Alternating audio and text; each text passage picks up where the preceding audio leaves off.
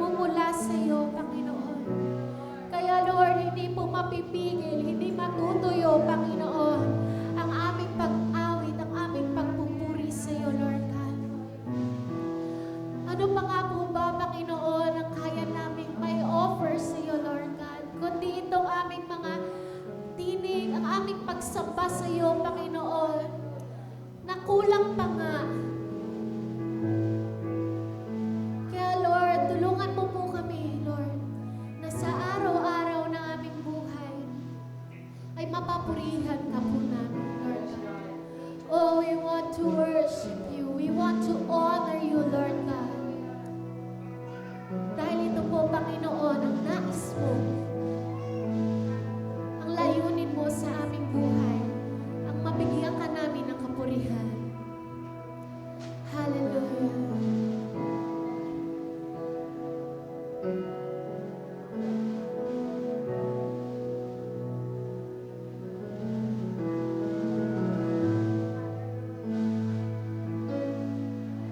All my words fall short. I got nothing new. How could I express all my gratitude?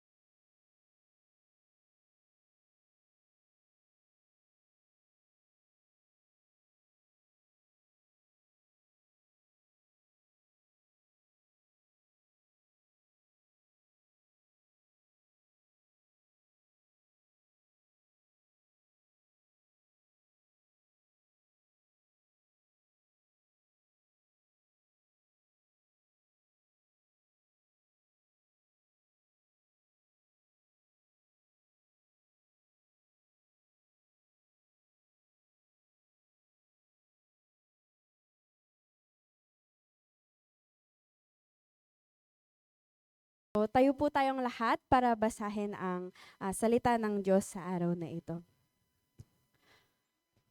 Exodus 35 verse 1 to 2. Tinipon ni Moises ang buong Israel at kanyang sinabi, "Ito ang iniuutos sa inyo ni Yahweh. 6 na araw kayong magtatrabaho, ngunit ang ikapitong araw ay araw ng pamamahinga na nakalaan sa akin. Papatayin ang sino mang ang magtrabaho sa araw na iyon. Sa araw ng pamamahinga, huwag kayong magsisindi ng apoy sa lahat ng inyong mga tahanan." Pagpalain po ang salita ng Panginoon. Pwede na po kayong makaupo. At let us welcome po our speaker for today, Pastor Levi Mendoza.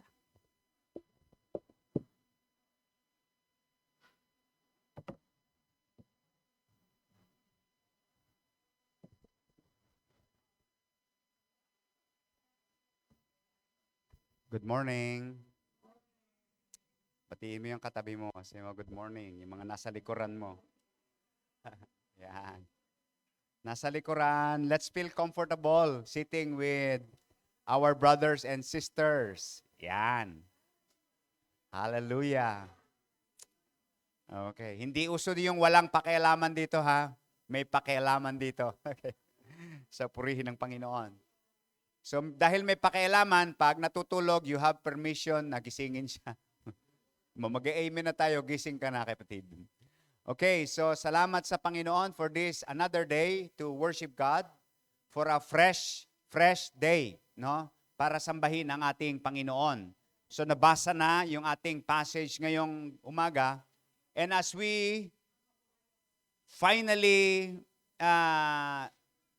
deliver the message about worship this morning, ay pinamagatan natin ito. So at the end of the series, the question is, are you a worshiper? Ayan. Sabihin mo nga sa katabi mo, tanong mo, are you a worshiper? So hindi minadali ang luto, isang buwan at isang linggo, no, na niluto ang usaping ito tungkol sa pagsamba, sapagkat ito po ang unang diwa ng paglapit natin sa Diyos. We can never approach God in an attitude of any attitude but worship. No, every time we approach God, worship. Kaya mahalaga na masagot natin ang tanong na ito sa ating sarili, are you a worshiper? Am I a worshiper? Pwede bang pumalakpak ang mga worshiper ni Lord?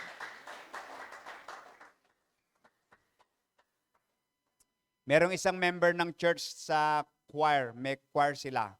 Kaso panira sa grupo. Kasi sintonado siya. Mahirap kasi sintonado. Ngayon, in-encourage siyang lumipat sa ibang ministry.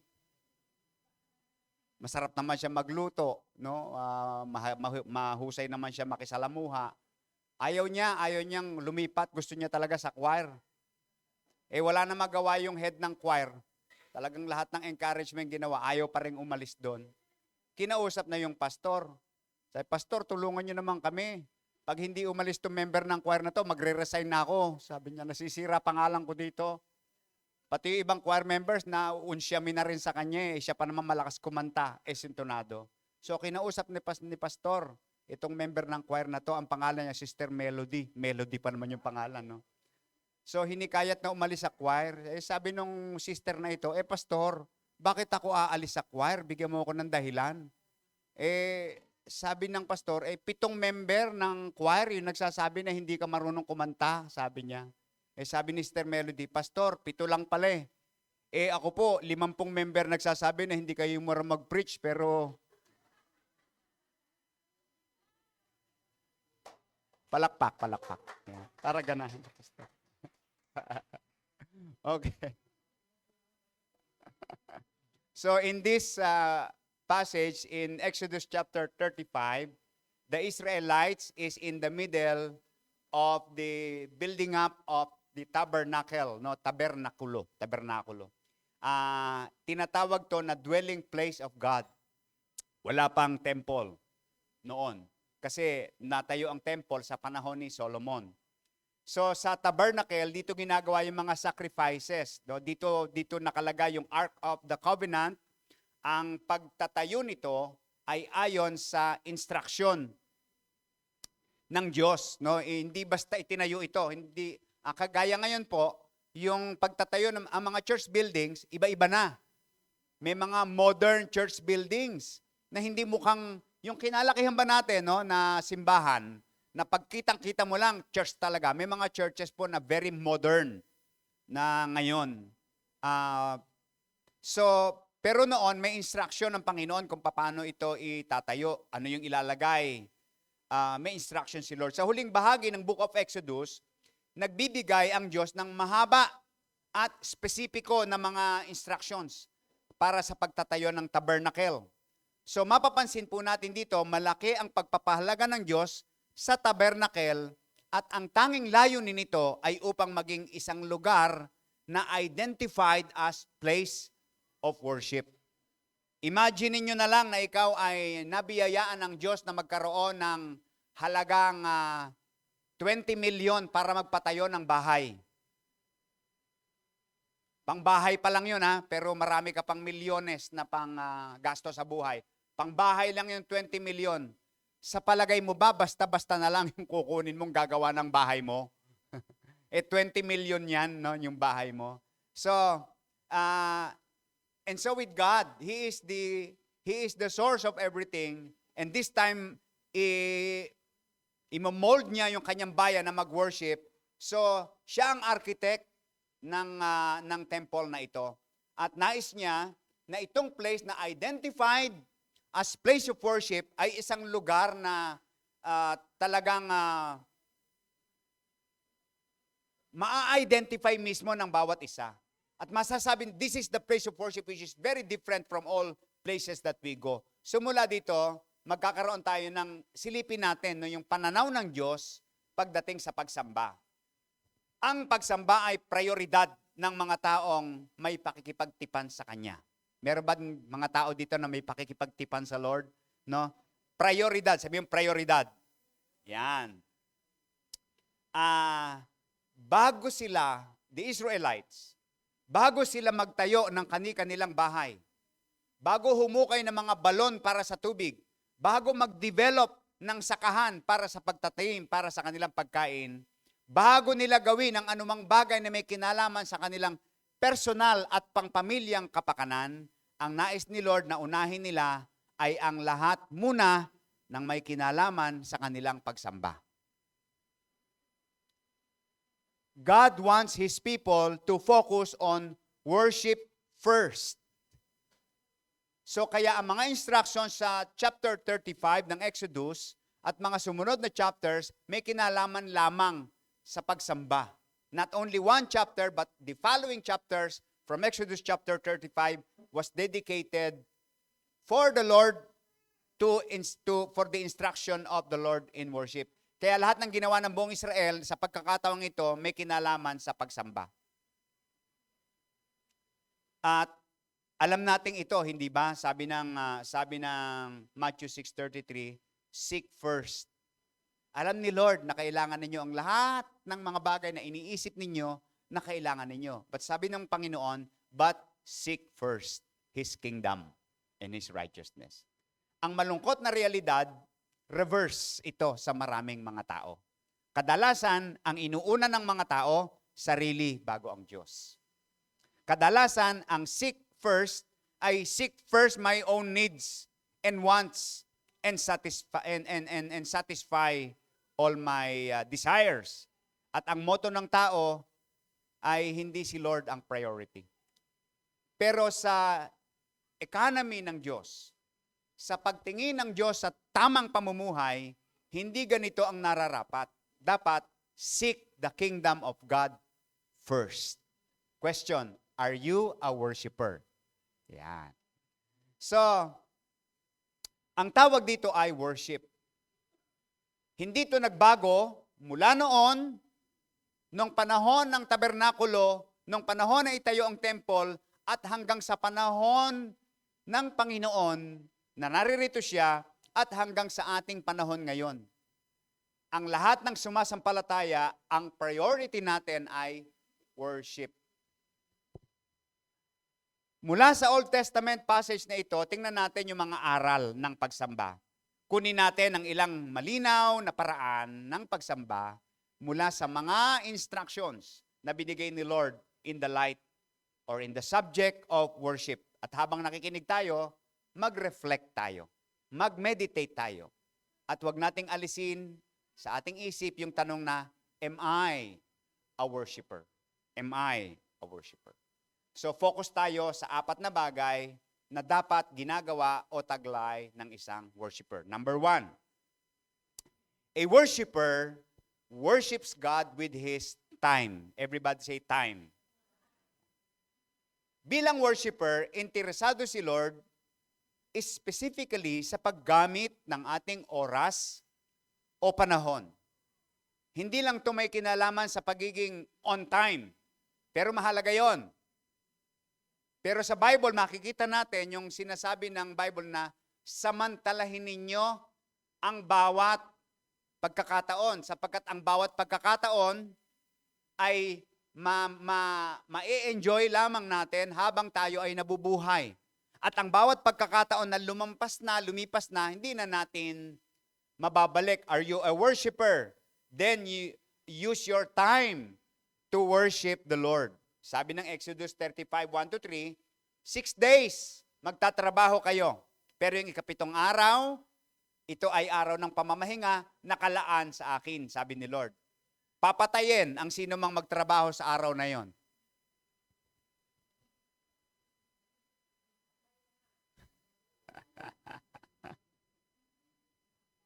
Buti na lang, noong una yon, no? Kundi marami sa atin, tepok na. No? Okay, so worship is spiritual.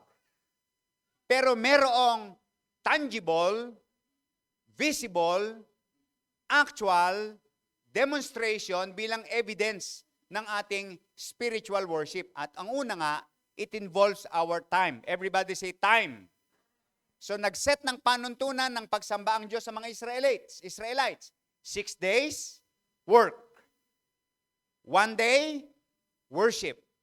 Ulitin nga po natin, 6 days, 1 day, ulit. 6 days. Yon. Partner, kuha ng partner. Sabi mo, 6 days, work. 1 day.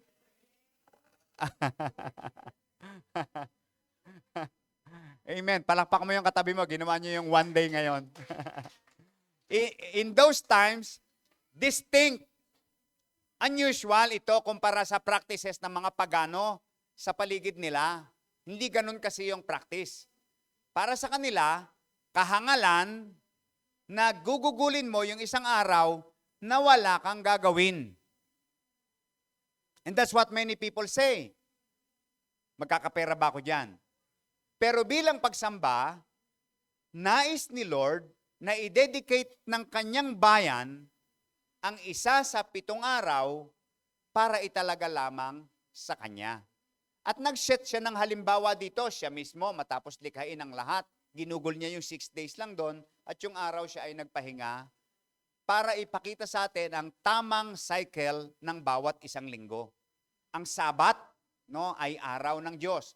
Hindi to dapat gugulin sa pangangalakal, sa farming, recreation, sports, o anumang gawain. So that's what the Old Testament was teaching. Gusto ni Lord na ang buong panahon na ito ay nakafocus lamang sa pag-alala, pagpapasalamat sa mga pagpapala niya at sa mga pagsamba sa Kanya. Kaya nga, kadalasan ng ating mga fellowships po, no, ginaganap na natin ang linggo para sulit-sulit na, no, may worship sa umaga, may gawain pa sa hapon, and even meetings, lahat to, nakafocus talaga to sa Panginoon, no. Ang tanong ko po sa bawat isa, at gusto kong sagutin niyo ito ng seryoso, mahalaga ba ang oras?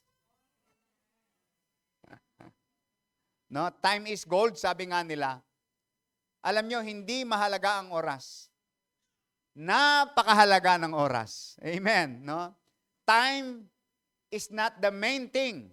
It's the only thing, sabi ni Miles Davis. Waste your money and you're only out of money. But waste your time and you have lost a part of your life. Minsan lang dumadaan sa atin ang panahon, hindi na ito babalik pa. Ang sinayang mong oras, di mo na mababawi pa. Kaya yung babawi, ano na lang yun, bukang bibig na lang natin yun. Hindi na mababawi ang lumipas na. Hindi. So the great use of life is to spend it for something that will outlast it. Kaya po, gusto kong isingit dito, yung seasons of life. Yung seasons ng pagiging bata, magpakabata. Seasons ng pagiging teenager, magpaka-teenager. No, paglampas mo ng teenager, you go to a season between adulthood and teen life.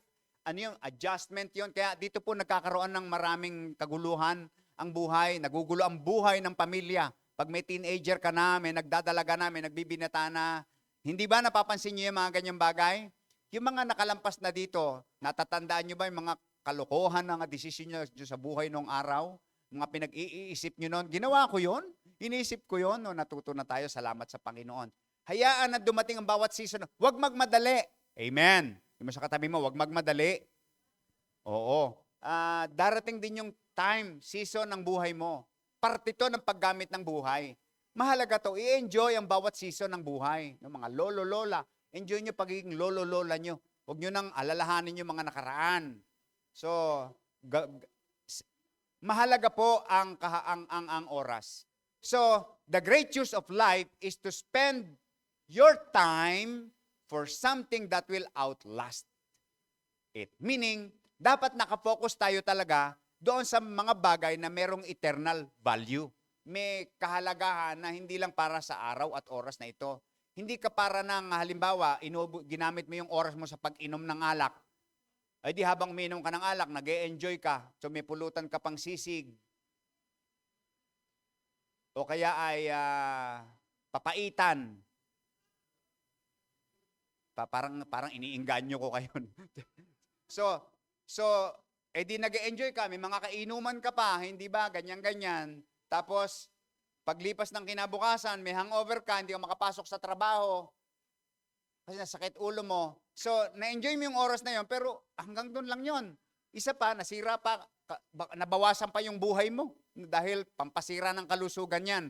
So, kung gagamitin natin ang oras at buhay natin, gamitin natin sa mga bagay na may value. Mas magandang gugulin mo na lang yung panahon mo sa asawa mo, sa pamilya mo, o kaya sa pagtatrabaho within those 6 days. Amen. Yan. So, ano ang kadalasang problema ng tao pagdating sa oras at pagdating sa pagsamba? Busy ako.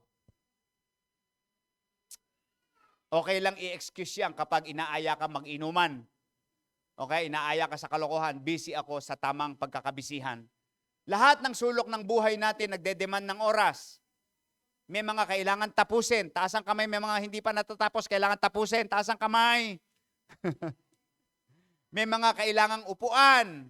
Ibig sabihin, paglaanan ng oras. May mga napapabayaan. May mga tungkulin na dapat gampanan sa bahay, sa trabaho, related sa eskwelahan. May mga taong kailangang kausapin, i-meet. May mga kailangang tawagan. May mga taong kailangang pakinggan. May mga kailangang i-message. May mga kailangang turuan. Napakarami na gagawin. Sama pa natin yung kailangan na oras ng paglilibang, which is part of life also. Pati pagkain, ay may mga oras na kailangan din nating gugulin. Dahil mahalaga ang oras, ang 60 seconds na nakastop ka sa harap ng traffic, nakakainip. Lalo na dyan sa pala-pala. Danghaba ng tigil, sasandali lang yung takbo mo. 3 beses na tigil ka bago ka makatawid doon sa papuntang Langkaan. Oh. Napakahirap, di po ba? Nakakainip yung gano'ng mga oras. Minsan kahit yung mahabang oras na wala kang ginagawa, kundi magpahinga, nakakapagod din. Di po ba? Kasi feeling mo sayang ang oras, lalo sa mga masisipag. Ang mga masisipag magsabi ng amen. Lakasan nyo para marinig ng mga nagtatamad-tamaran. Amen. Minsan naman, dahil feeling natin kulang tayo sa oras, ayan, wala na tayong panahon na magpahinga. Nakakamatay din yan. Amen. Di mo sa katabi mo na walang panahon na magpahinga. Amen ba, kapatid? Amen ba? So, ang Diyos mismo, nire-recognize niya na ang oras, ang pinakamahalagang kayamanan na taglay natin. You look for money. But first, how about your time? Tip. Huwag pera ang hanapin mo. Ang hanapin mo ay yung tamang pagpaprioritize at pagiging makabuluhan ng iyong oras. Susunod ang pera. Kaya ang aspetong ito ng pagsamba ay inuumpisahan natin sa isang paalala na kung ang buhay natin ay sa Diyos at ang buhay na ito ay binubuo ng bawat sandaling dumaraan, kung gayon ang bawat oras na ito ay sa Diyos at hindi sa atin. Kaya kung hingin na niya ang oras mo, sinabi ni Lord, oras mo na. Ibibigay natin ito ayon sa kanyang hinihingi. At iyon ay isa ring pagsamba. Ang oras ay buhay. Ang bawat oras na nilalaan natin sa isang tao o sa anumang bagay, bahagi ng buhay natin at na ating inilalaan. Worship involves our time. Kapag hiningi ng Diyos ang oras mo, ang hinihingi niya ay ang buhay mo. Kapag hindi ka willing na ibigay ang oras mo kay Lord, then, hindi ka willing ibigay ang buhay mo kay Lord. Ibig sabihin, hindi ka talaga worshiper. May nakikinig ba? So may hangganan ng oras mo sa mundo, kaya gamitin ng tama. Amen. Worship God with your time. Number 2, a worshiper worships God with his talents. Everybody say talents. Ayan, marami tayo niyan. Sabi ng verse 10, all who are skilled among you are to come and make everything the Lord has commanded. All who are skilled among you, no? Skilled, may talent. Mukha ba may talent yung katabi mo? May talent. Talent. Nahingi pala ng pera, yun ang talent niya, no? So sa tema ng pagsamba, nagbigay si Lord ng instruction sa paggamit ng mga Israelita sa kanilang talents. Interesting ito. Pag binasa niyo po, boring. Ano ba 'tong mga ito? No, pero ang ganda pala ng tinutukoy nito sa atin na maa-apply natin. In-address ni Lord yung mga skilled men and women based on their own expertise and specializations. Lahat ng nilikha ng Diyos may kakayanan, may dunong, may alam. Wala yan sa pinag-aralan. May mga talagang parang built-in talent tayo. At later on, mapapansin mo kung talent mo yung ginagawa mo, kapag na-enjoy mo yung ginagawa mo, yung lumilipas ang oras, di mo namamalayan, you are working according to your talent. No? Yung iba talent, matulog. Kaya lumilipas ang oras, tulog pa rin. So ano ang ginagawa natin sa ating skills and abilities and talents na binibigay ni Lord? No, worship always involves our talents. Kaya nga po sa church, as much as possible, pinalalabas natin ang mga talento ng mga kapatiran. Sa gayon, nakapag-minister sila through their talents.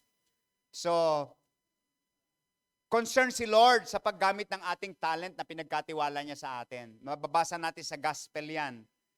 Tungkol sa parable of the talents, no? So, paglilinaw lamang po, walang kinalaman ang mga secular na gawain natin sa mga bagay na may kinalaman sa mga espiritual na gawain. Yun ang kadalasang sinasabi nila. Yung secular at saka spiritual, magkaiba yan. Yung spiritual, pagsambayan. Yung secular, hindi yan. Para sa sarili. Hindi po. tandaan natin, yung husay na taglay mo sa anumang larangan, gift ni Lord. Yung ating isang sumisikat na tennis player. Sabi ko, pag naglaro to sa Pilipinas, pag-iipunan ko ticket. Si Alexandra Ayala, no, at age 19, ang layo na, galing sa tennis, no? So, ang kahusayan na taglay mo, anuman larangan yan, gift ni Lord. Yung talent mo, yung husay mo, creativity mo, artistry, abilidad, anumang bagay yan, gift ni Lord.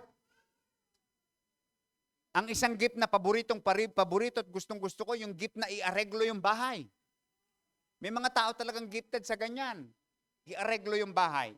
So, patunay, no? Exodus chapter 5, 35, 32, 35. Pagtiyagaan nyo, ha? Pagtiyagaan nyo lang. Meron ba tayo? Sabi dito. Sabayan nyo na lang ako, everybody. Sinabi ni Moises sa mga Israelita, pinili ni Yahweh si Bezalel na anak ni Uri at apo ni Hur, buhat sa lipi ni Huda, siya'y pinuspos niya ng espiritu, at binigyan ng kakayanan, kahusayan, katalinuhan sa lahat ng gawaing pangsining. Ano sa English ang sining? Arts. Okay.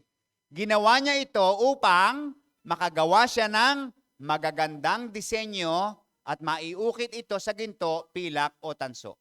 Gayun din ang maging bihasa siya sa pagtabas ng mamahaling bato, mahusay sa paglilok at dalubhasa sa anumang gawaing pansining. Siya at si Aholiab, anak ni Ahisamak, na mula sa lipi ni Dan ay binigyan ni Yahweh ng kakayanan para maituro nila sa iba ang kanilang nalalaman. Sila'y binigyan niya ng pambihirang kakayahang gumawa ng gawain ng mga dalubhasang mag-uukit, taga-disenyo, pangkaraniwang manghahabi at ng manghahabi ng lanang asul, pati pananahi, no? Kulay ube at kulay pula ng pinong lino. Kaya nilang gawin ang anumang uri ng gawain. Example lamang po ito. So yung husay na taglay mo, kaloob ni Lord.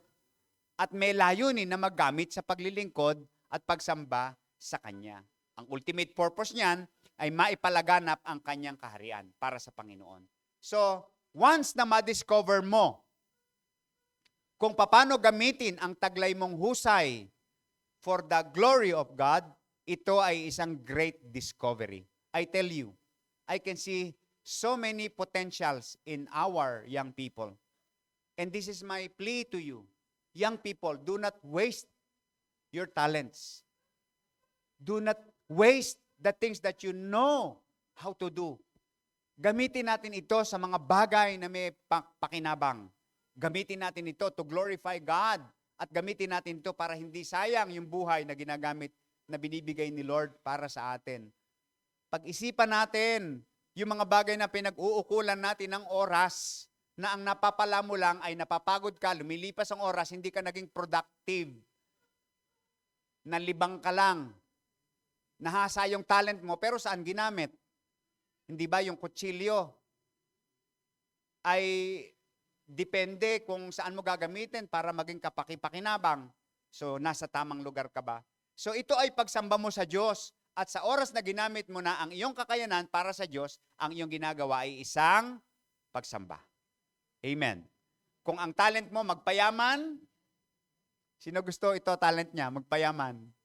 Pero binabalaan ko kayo, hindi madaling magpayaman.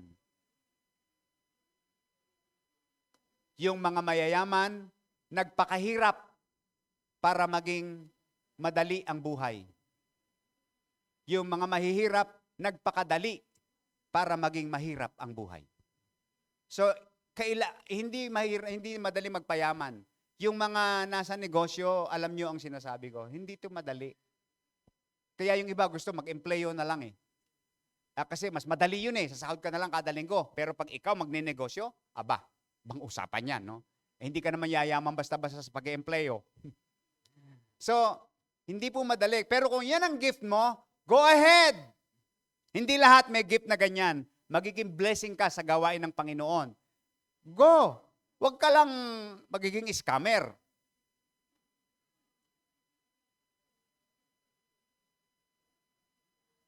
And then you know the purpose why God is blessing you with much money, no? So sapagkat sa gawain ng Panginoon, hindi biro po. Napansin natin at na-realize natin, kailangan din pala yung pera.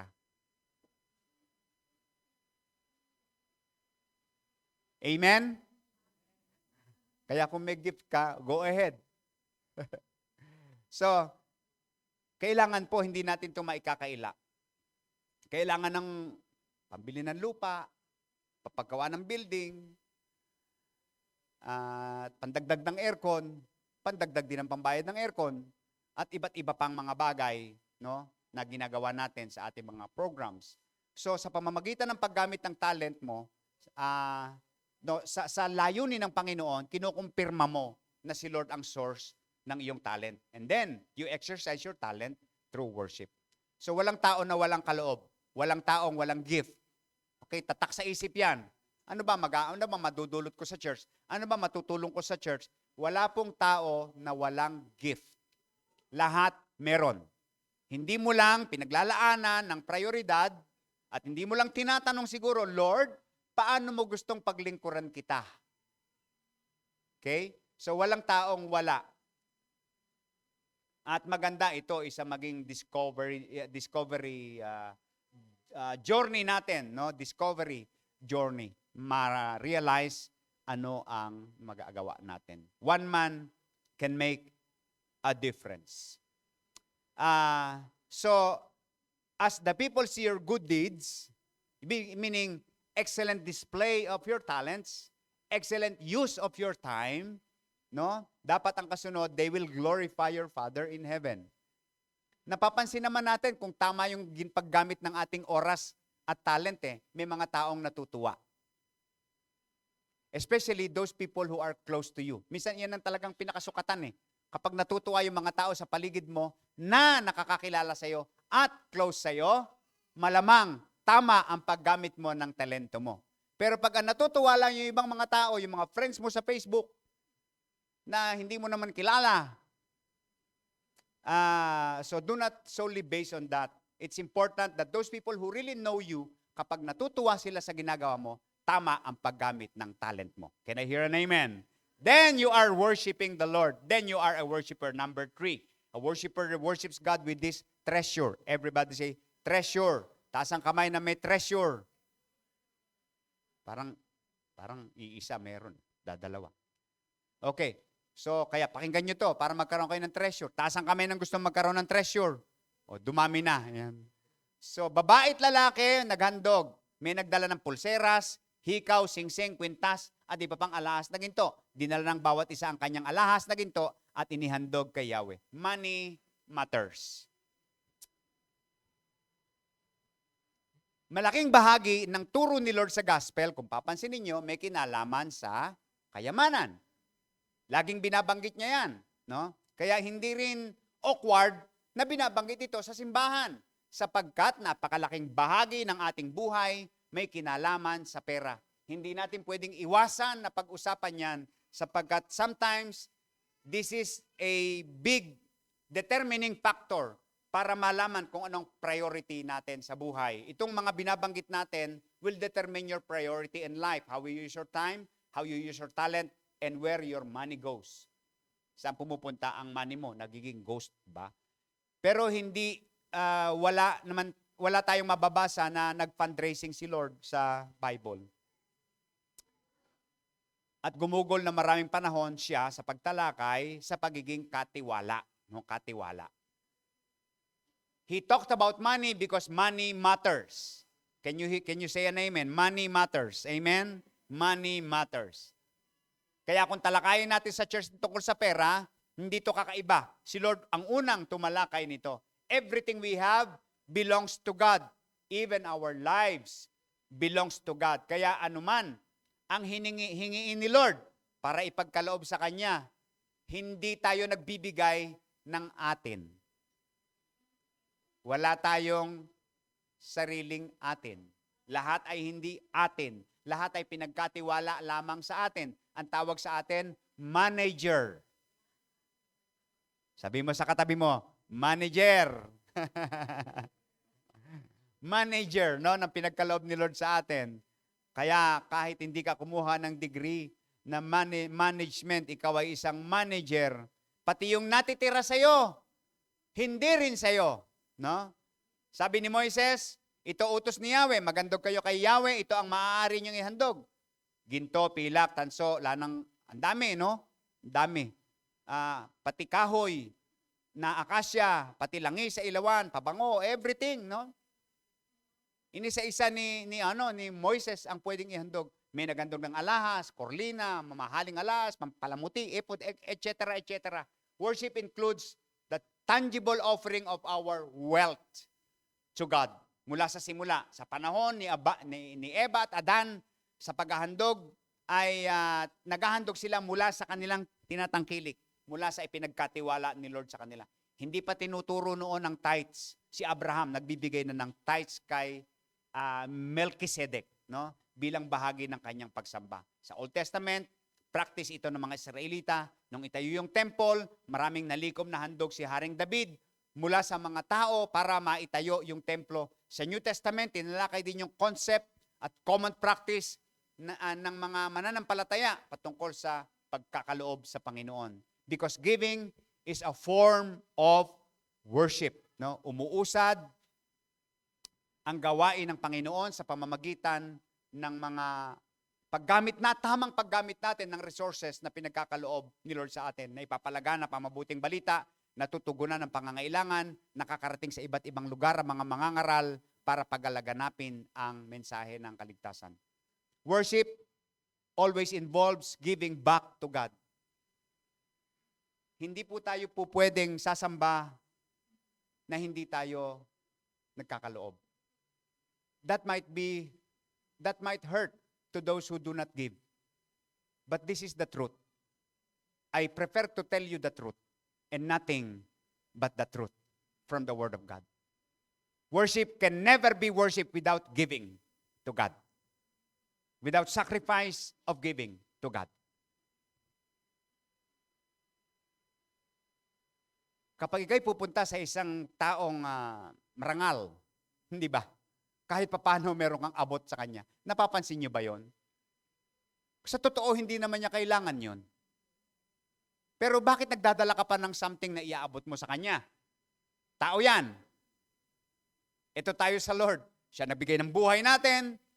Siya ang bumuhay sa iyo hanggang ngayon. Siya ang provider ng lahat ng bagay na meron ka. Na-imagine po natin yon. And then we come to the Lord empty-handed. We offer nothing to God. We just sing, we just worship, we just pray, and we listen, and then we go home.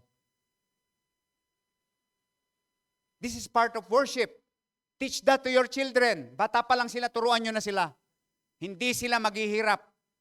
Sasagana sila, magiging maayos ang buhay nila. And in fact, this is the reason why so many people are poor. They think about what they can gain, what they can get. Pero hindi nila naunawaan ang prinsipyo ng pagpapala ay nasa Amen? Ang taong bukas ang kamay, anong sabi ng Bible? Uunlad ang kanyang buhay. Pero ang taong tikom ang kamay,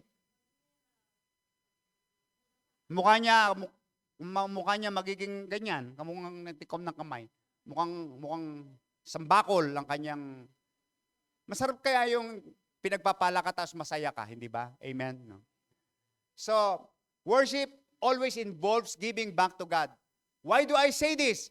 It's biblical. If it's not biblical, tell me. Pastor, you are preaching the wrong thing. It's not in the Bible. Read your Bible. Okay? Amen. Okay, so you cannot worship without giving to God. At ang true worshiper, hindi lang hingi ng hingi. Gano'ng karami na hiningi mo kay Lord. Pag pipray mo na lang, puro hingi, no? Dapat ang prayer natin, puro bigay, Lord, what can I give you? How can I bless you? How can I offer my life? How can I give glory to you? So in fact, ang totoo niyan, mga kapatid, sabi ng Bible, hingi tayo ng hingi. Sabi ng Bible, pakinggan nyo, alam na ni Lord ang lahat ng iyong kailangan. Nabasa nyo ba sa Bible yan? Narinig nyo na ba yan? Alam na ni Lord ang lahat ng iyong kailangan bago ka pa humingi. Pero sabi ni Lord, worship Him. Seek Him first. Unahin mo siya. Kaya ang totoong problema ng tao, kung bakit nahihirapan sa maraming aspeto ng buhay, laging gipit sa kanyang mga pangangailangan, hindi siya kulang sa pangangailangan. Kulang siya sa pagbibigay sa Panginoon. Kapag nabibigyan natin ng kapurihan si Lord sa maliit nating tinatangkilik, lagi nyo namang naririnig yan, pagkakatiwalaan niya tayo ng mas malaki. Pero pag hindi tayo na pagkakatiwalaan sa maliit, paano ka pagkakatiwalaan sa malaki? Kukunin pa niya yung meron ka. So that is a spiritual and even practical principle. Nakikita natin yan na practice. Di ba? Ang natutuwa ang boss, pinopromote ng boss, ini-increase ng boss, yung kanyang mga empleyado na nakikita niyang matindi ang malasakit sa kanyang kumpanya. Nakikita niyang asset ito. So, ayokong mawala ito, kaya i-increasean ko pa to. Bibigyan ko pa to ng mga privileges. Pero yung mga tamad, yung mga late, yung mga absent lagi, yung mga lahat ng excuses sa buong mundo ay nagamit na para lang hindi makapasok. So, naintindihan po ninyo? Remember this, ang lahat ng meron ka, galing kay Lord, nakamit mo dahil binigay ni Lord sa iyo, ang mga iyan ay napasa iyo bilang direct result ng kabutihan ni Lord sa iyo. Pwede bang palakpakan natin ang Diyos na mabuti sa iyo kahit minsan di tayo mabuti? Direct result ni Lord ang lahat ng meron tayo. Huwag tayong magyabang. Wala tayong ipagyayabang. Dapat sa atin magpasalamat. Amen. Kahit nga masasama, pinagkakalooban ng Panginoon pinapapatak niya yung ulan at pinasisikat yung araw. Listen. Noong nasa paalis sa Egypt, yung Israel, matapos yung mga salot na pinaranas ng Diyos, binigyan sila ng mga Egyptians ng napakaraming ginto at pilak. Read it in your Exodus. Imagine niyo kung gaano naging malupit ang mga taong yun sa kanila. Imposible, napapabaunan pa sila ng mga ito. Umalis na nga sa kanila, iniwan na nga sila, kawawa na nga sila. Pero, anong paliwanag nyo doon? Nung umalis sila, binigyan pa sila ng katakot-takot na mga alahas at kung ano-anong kayamanan. Sino nag-cost nito?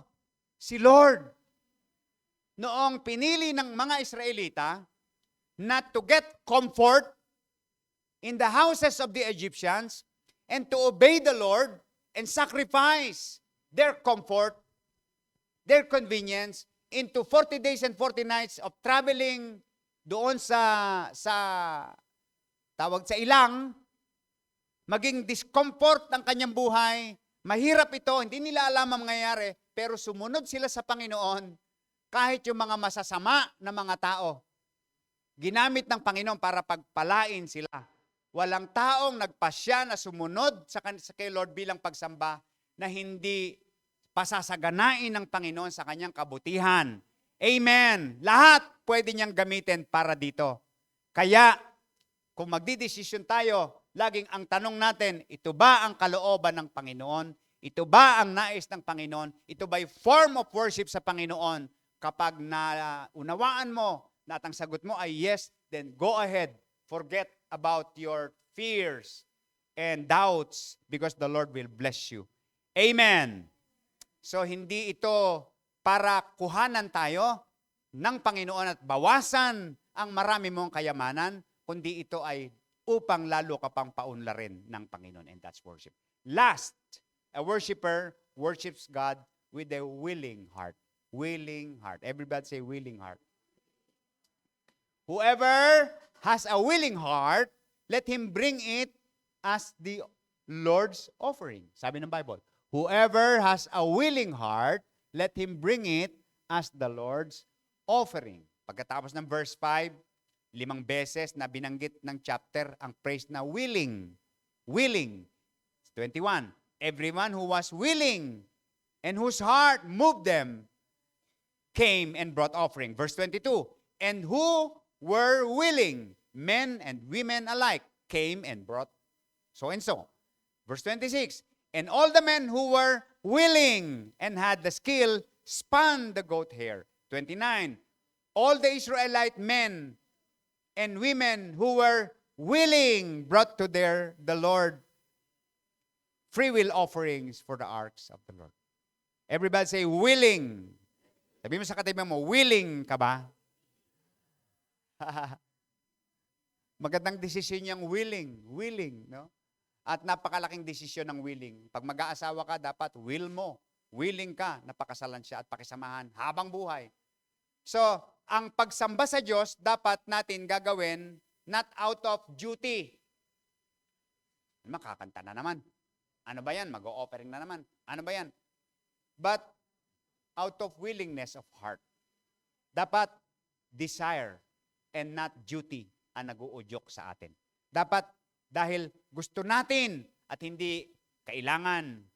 Dapat ang pagbabalik ng pag-ibig sa Diyos ay bunsod ng pagkaunawa na una tayong inibig ni Lord at hindi tayo karapat-dapat sa Kanya. Dapat tugon ito sa pagkaunawa kung sino ang Diyos at ano ang Kanyang mga ginawa sa iyo. Dapat bunga ito ng relasyon natin sa Diyos at hindi regulasyon. Kapag malalim, kapag malusog, kapag masaya ang relasyon, hindi problema ang mga sumusunod. Hindi problema maglaan ng oras. Amen? Hindi problema ang paglilingkod at mga gawain. At hindi problema ang pagbibigay. Hindi problema ang offering of sacrifices to God. So if you are a worshiper, you will eventually develop this what we call intimacy with God. Intimacy with God. Ano ibig sabihin ng intimacy? Yung closeness sa Panginoon. The degree of your worship depends on your closeness to God. The closer you are to God, the most felt worship ang ipinagkakaloob mo sa Kanya. Ito ang ugat bakit nagiging mahirap sa isang Kristiyano ang paglaanan ng panahon at paglilingkod sa Diyos. Hindi siya intimate sa Panginoon. Ang iba, kaya na lang ginagawa ang mga ito kahit papano para mabawasan yung kanilang guilt. Tagal na ako hindi nakakapagsimba, makapagsimba naman. Di ba? Wrong motivation. Gusto nila pagpalain sila ni Lord out of relationships. Pero ang kanilang paglilingkod out of regulation. And sabi ni Lord, ang dinala ko dito, relasyon. Hindi regulasyon, hindi relihiyon, relasyon. Gusto nila maximum blessing, pero binabalik minimum offering. Maraming mananampalataya nagpo-fall sa kategory ng sinabi ni Lord sa pamamagitan ni Prophet Isaiah. Listen to this. This is the Lord speaking. The Lord says, these people come near to me with their mouths and honor me with their lips, but their hearts are far from me. Sinasamba nila ako sa bibig at sa labi, pero yung puso ang layo. Alam nyo, as I close, sa mga may asawa, ang pag-aasawa pala dapat talaga kinukultivate araw-araw. Hindi dapat na masanay ang mag-asawa na natutulog na magkabukod ng lugar. Hindi dapat nasasanay ang mag-asawa na yung mga anak nila nakahilera sa pagitan nila. Hindi dapat na ang mag-asawa ay hindi nag-uusap. At kung mag-uusap lang, yung nag-aaway. Pag walang away, wala namang usap. Hindi dapat na mag-aasawa ay hindi nagkahawakan, hindi nahahawakan. Hindi dapat na maraming oras. Lumilipas ang araw, halos hindi. Naintindihan po ninyo? Pagtanda ang hirap. Ang hirap ibalik ng intimacy. Pero pwede pala na kahit matagal na kayong mag-asawa, sweet pa rin kayo. Amen. Amen? Mga mag-asawa? Pwede pala yon. Pero hindi automatic dahil mag-asawa kayo, may kasulatan kayong pinirmahan, may mga anak kayo, nasa isang bahay kayo, mangyayari yon. Kinukultivate din pala yon. Dapat pala naglalaan din talaga ng oras sa isa't isa. At hindi puro trabaho na lang ang pinag-uusapan at niisip. Dapat pala may ginagawa din para sa kanilang dalawa. Dahil doon nadidevelop yung intimacy, na-enjoy nila ng matagal at mahaba yung kanilang relasyon bilang mag-asawa. Mabuti po yung mag-girlfriend at mag-boyfriend. Pero pag naging mag-asawa na, nawawala na rin yung mga bagay na yon. The same thing is true with our relationship with God. We need to be intimate with Him. We need to relate everything that we do for worship to Him.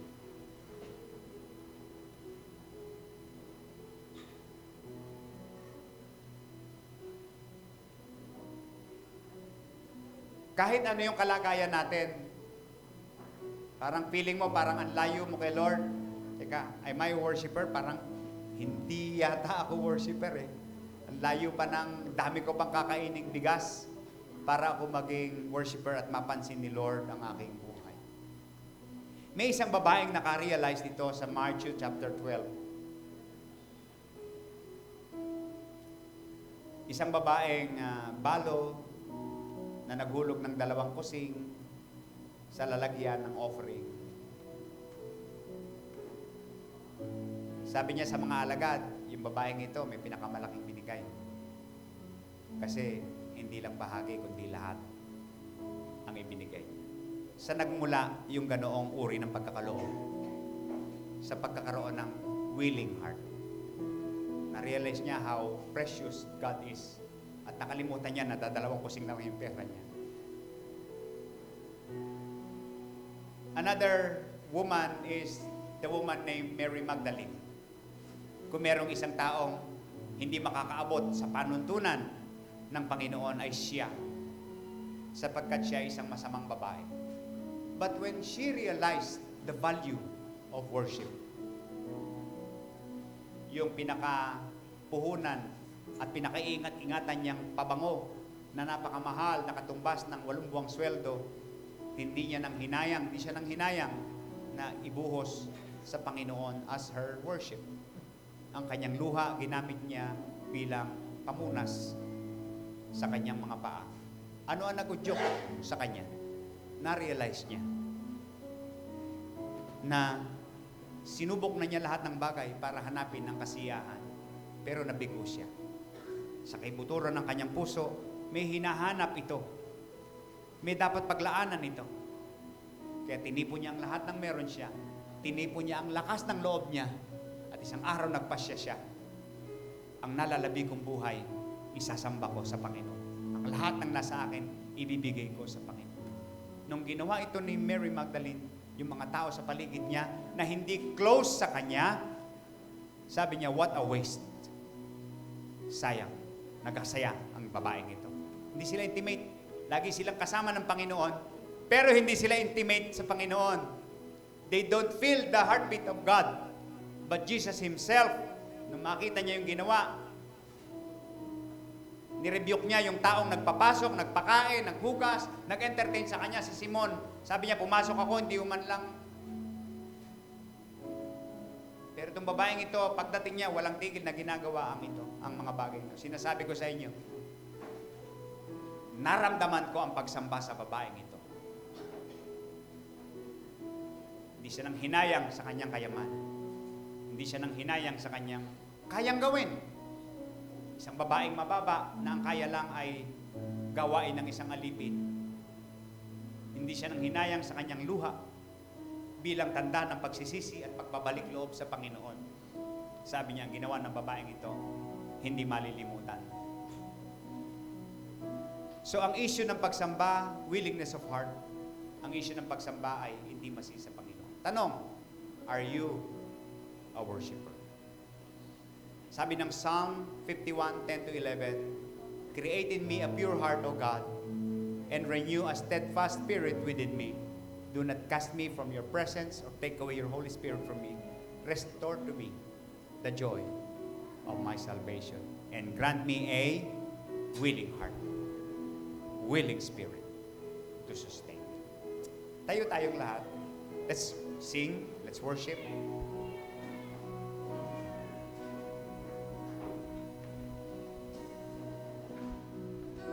I will bless the Lord at all times. I will bless the Lord at all times. I was made to worship. I was made to bless your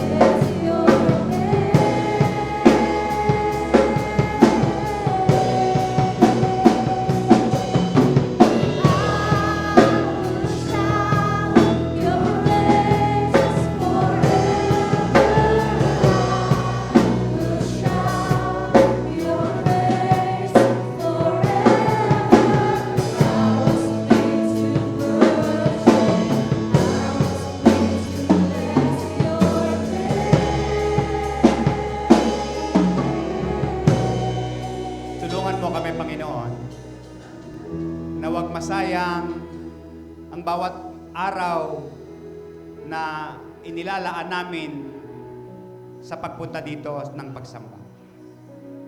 Tulungan mo kami na bantayan namin ang aming oras, na magamit namin ito sa mga bagay na makabuluhan, may pakinabang sa aming pamilya, may pakinabang sa aming buhay, nakatutulong sa iba, nagiging pagpapala sa iba. Tulungan mo kami na gamitin namin ang lahat ng aming kakayanan, kaalaman, para sa mga bagay na makatutulong, makakapag-ambag sa pangangailangan ng aming kapwa. Maging makabuluhan ang paggamit nito para sa iyong kaharian. Tulungan mo kami, Panginoon, na ang mga kayamanan, pera, na natatanggap namin, na blessing mo sa amin, Panginoon, ay maging glorifying sa iyo sa pamamagitan ng na ibibigay namin bilang form of our token of thanks, yung nararapat para sa iyo. Tulungan mo kami, Lord, na ang aming puso ay madisiplina namin, na maging prioridad ng aming buhay ay ang pagsamba sa iyo at paglilingkod sa iyo. Tulungan mo kaming bantayan namin yung aming willingness. Minsan nga, mas willing kaming gumawa ng masama. Pero ang willingness pala nito dapat nakadedicate sa iyo. Ang willingness namin dapat ikaw ang una. Lord, samahan mo po kami at patuloy na i-mold sa kaparaanan kung papaanong hindi lang tuwing linggo, kundi bawat araw nasasamba ka namin. And every time na narito kami sama-sama, maging pagpapala kami sa iyo, maging pagsamba ang aming buhay, maging pagpapala rin kami sa iba. Purihin ka sa iyong kadakilaan. Lord, we want to be a worshiper of God. Ang pag-ibig ng Diyos, ang kanyang pagpapala, ang kanyang pagsama, ang kanyang kaligtasan ay tanggapin nating lahat sa pamamagitan ng Ama, ng Anak at ng Espiritu Santo. Ang lahat ay magsabi ng Amen. Amen. Amen.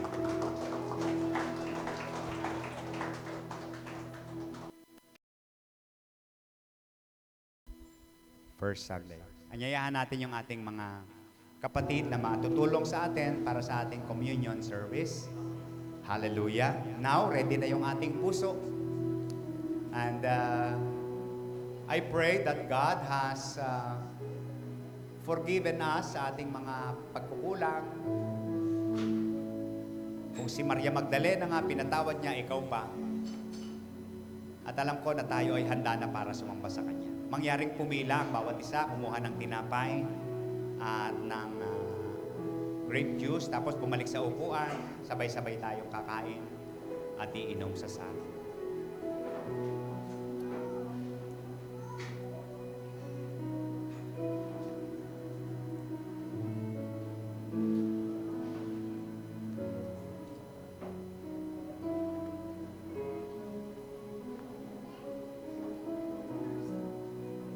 Meditate natin yung ating narinig, yung mensahe ng Panginoon, kung paano siya nangusap sa iyo while preparing and waiting for others to get their own piece of bread and juice.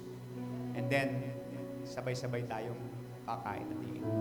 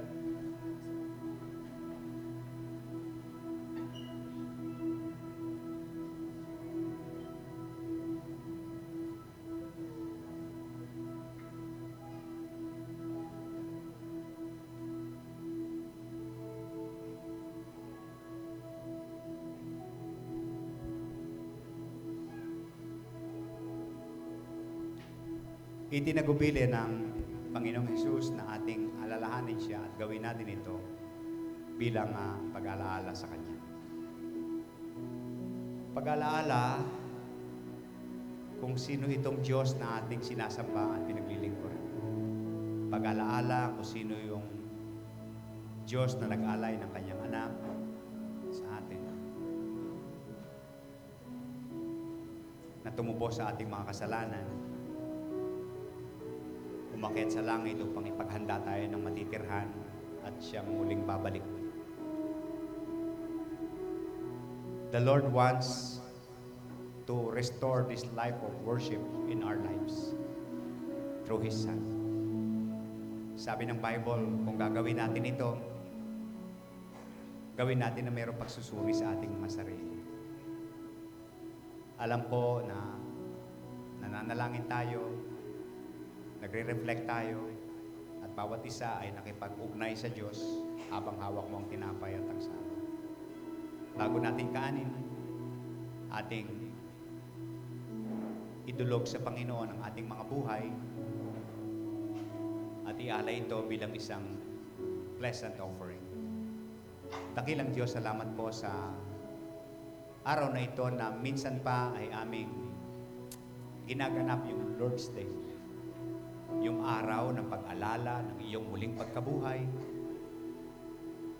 bilang katunayan na ikaw ang aming tagapagligtas. Patawarin mo po kami sa aming mga nagawang mga kasalanan. Kung minsan nalimot ka namin, nalibang kami sa aming sariling buhay. At sa oras na ito, Panginoon, muli naming ini-align ang aming mga puso, isipan, ang aming kaluluwa sa iyo. May everything that we do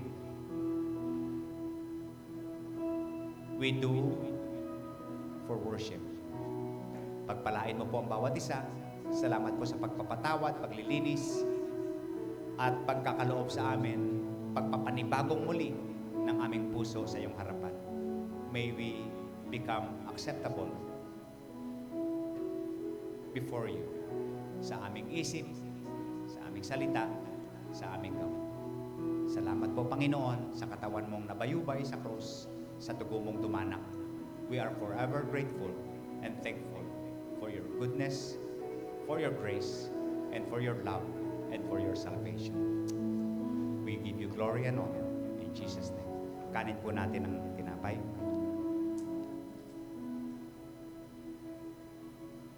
Inuman natin ang saro.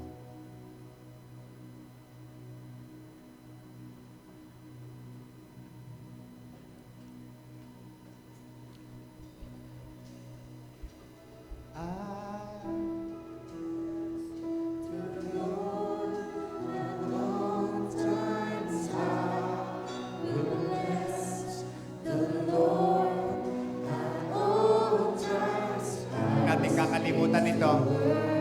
We were made to worship. We were made to worship.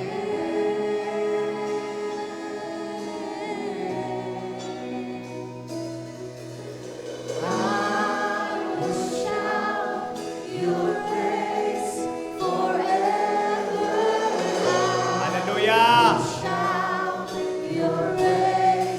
Hallelujah!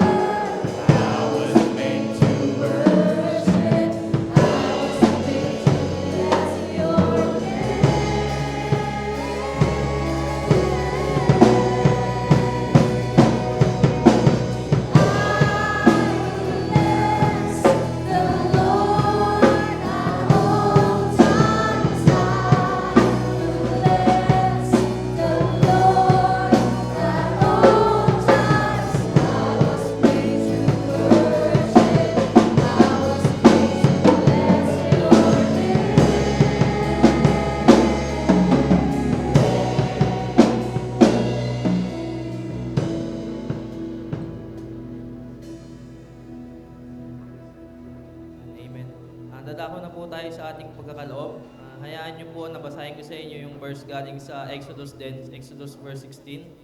Tuwing ika-6 na araw, doble sa karaniwan ang kanilang pupulutin at ihahanda. Kung familiar po kayo lahat dun sa journey ng mga Israelites sa ilang. So ito po yun. Alam ng Diyos ang ating pangangailangan, kaya bago pa man tayo humiling ay nakahanda na ang kanyang sagot. Sapat para sa ating mga kailangan. So,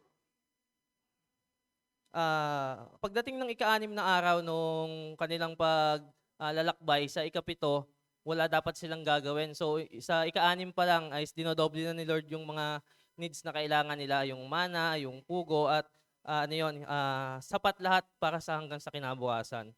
So, sa Exodus 16 verse 17 naman, namulot nga ang mga Israelita, may kumuha ng marami at may kumuha ng kaunti.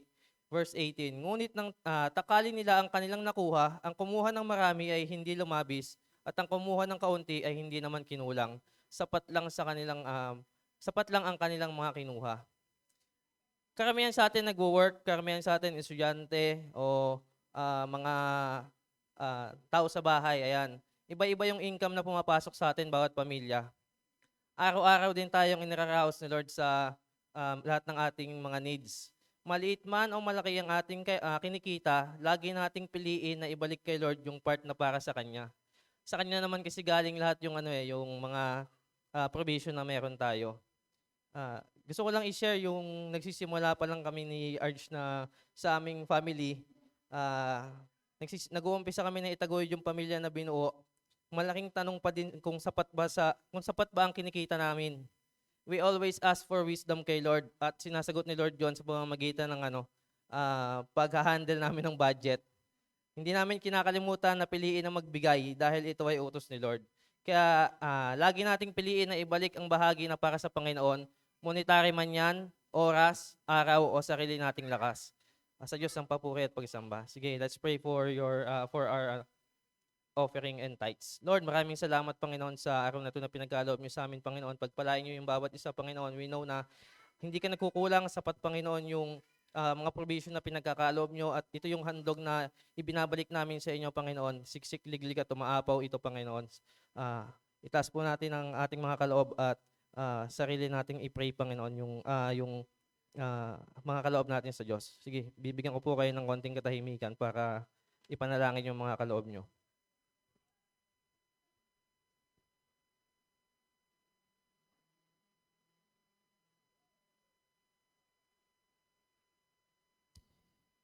Panginoon, alam niyo yung puso ng bawat isa. Alam niyo po, Panginoon, yung estado, Panginoon, ng kanilang pamumuhay ngayon, at pinipili po namin ibalik, Panginoon, yung para sa inyo. Sa inyo po lahat ng papuri at pagsama. In Jesus' name, Amen.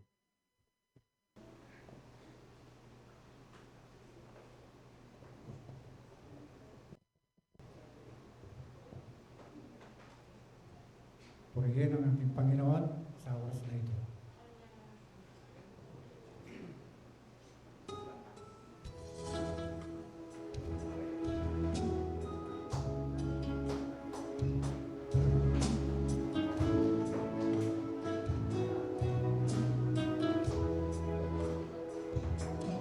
Malapit ako, magpupuri sa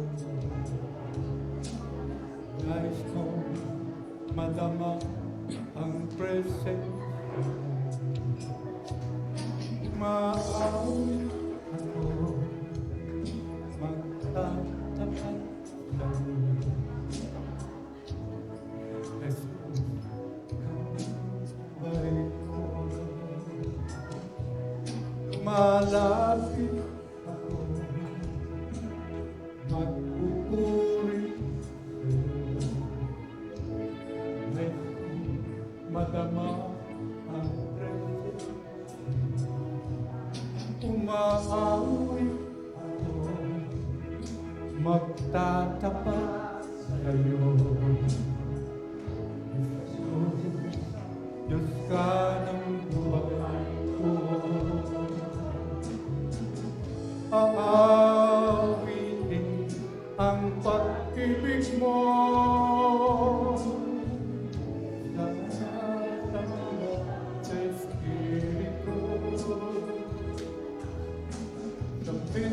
Nitong labi, matamis ng alam mo. Diyos ka ng buhay ko.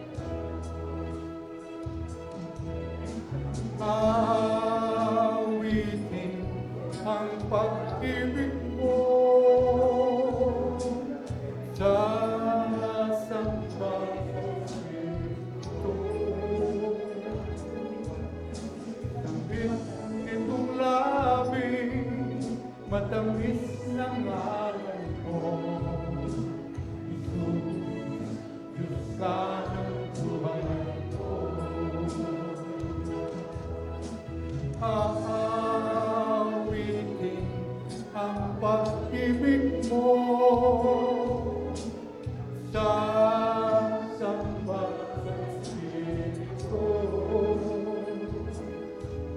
Sambit nitong labi, matamis ng alin mo.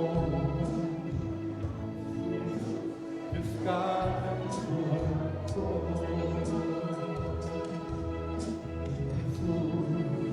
Diyos ka ng buhay ko.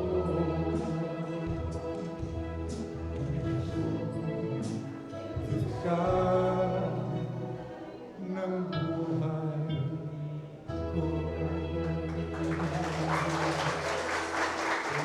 ko.